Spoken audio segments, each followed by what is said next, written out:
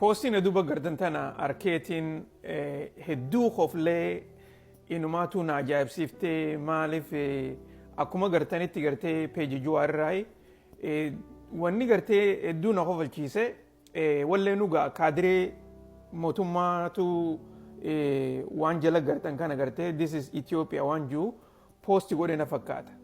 Dubagaa Jawaar hanqasan gartee irraa murateeti peejii isaa irratti akkaataa inni deebii itti deebise kanaatu hedduu na qofalchiise na ajaa'ibsiise. Inumaatu gartee akka nama koomediyaanaatti barsiise barruun tuni akka nama koomediyaanaatti barreeffamte Jawaar dila kana gartee koomediyaana jeetitiin ajaa'ibee mee isiniifis gartee dhiyeesse jeeti hordofa. Dubagaa deebiin gartee akka inni jirutti namni gaajala barreesse kun gartee this is Ethiopia jaanii inni gubbaarratti gartee no this is not the real Ethiopia, it's called PP Island.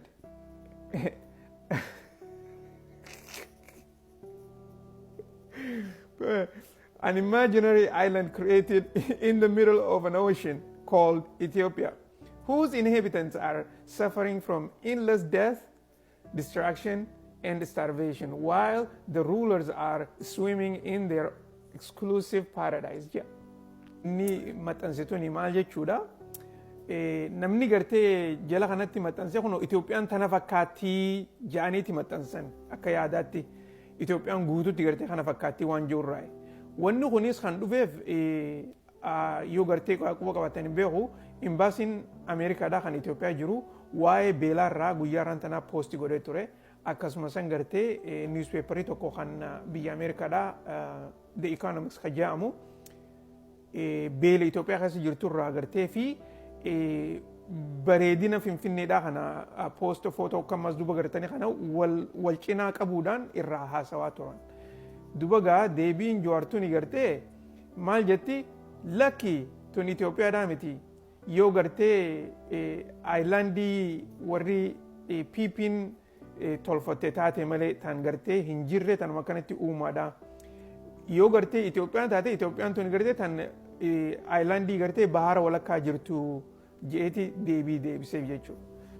Guutumatti dhaamsigaa Jawaar dabarfachuu barbaade akka gartee barruu tanaatti Itoophiyaa gartee tan diigamni keessa jiru tan beeltee keessa jirtu akkasumas rakkoon adda addaa tan gartee namni sitti dhumaa jiru sanirraa haasa'u jirtammoo Itoophiyaa biraatii yaada jiru yeroo ammaan tanaatti gartee gaa namni irra hedduun karaa gartee warri yaada mootummaa deeggarus karaa gartee mootummaatiin haasawaa jira warri gartee karaa yaada Jawaar deeggarus karaa Jawaariin haasawaa jira.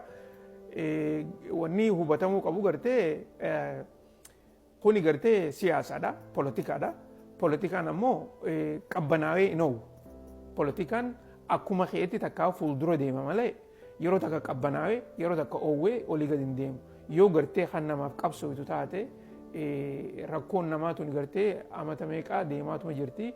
Garuu immoo yeroo gartee filatanii yeroo adda addaatti gartee yaada oowwisanii caca'uun gartee wanta akkuma gartee amma dura uummata keenyatti arrabsaa turan san girrisaa waan jaaniin san nama gooti. Girrisaa ta'uunis gaarii miti. Moor gartee waan istiraateejii qabdu waan namni gartee qophaa'ee akkasitti irratti hirmaatu ta'uu qabdi. Guutumatti gartee yaada kanaas akka harkitaniifin isiniif dhiyeessee nagaan jiradha.